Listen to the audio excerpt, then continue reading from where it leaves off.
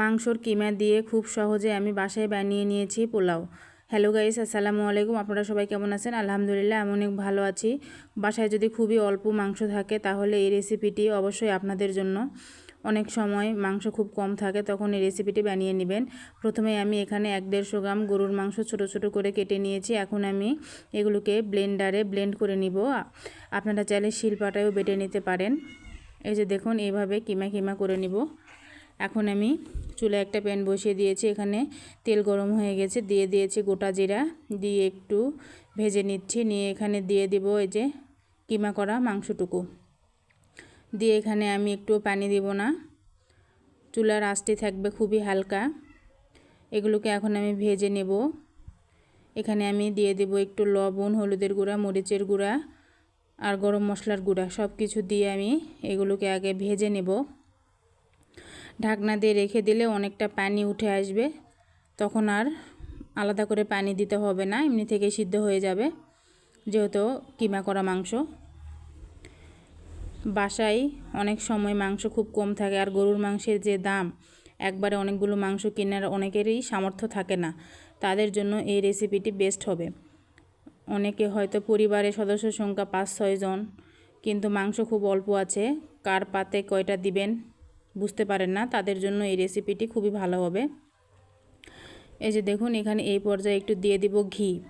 ঘিটা যদি বাসায় থাকে তাহলে অবশ্যই একটু ঘি দেওয়ার চেষ্টা করবেন, তাহলে খুব সুন্দর এই রেসিপিটা এত সুন্দর একটা হবে যে কি বলবো, রেস্টুরেন্টের মতো স্বাদ আসবে।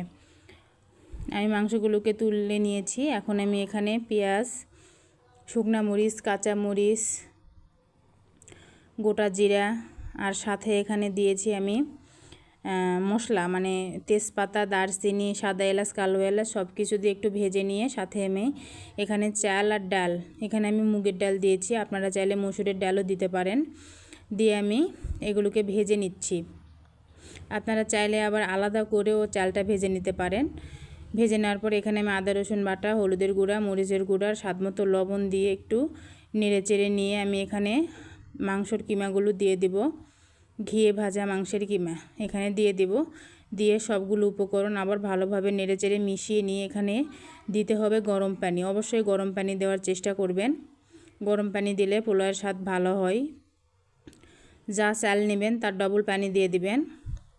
দিয়ে আমি এখানে ঢেকে দিব। আবার ঢেকে দিয়ে মোবাইল টিপতে বসে যায়েন না, তাহলে কিন্তু নিচে লেগে যাবে। একটু পরপর নেড়ে দিতে হবে।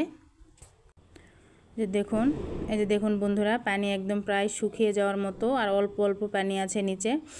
এই পর্যায়ে আমি এটিকে দমে বসিয়ে দিব। নিচে একটা তাওয়া দিয়ে দিচ্ছি। যে দেখুন, তাওয়া দিয়ে এটিকে আমি দমে বসিয়ে দিব। দমে বসিয়ে দিলে পোলাও খুব সুন্দরভাবে সিদ্ধ হয়ে যাবে। এই যে দেখুন কত সুন্দরভাবে আমার পোলাওটা প্রায় রান্না হয়েই গেছে।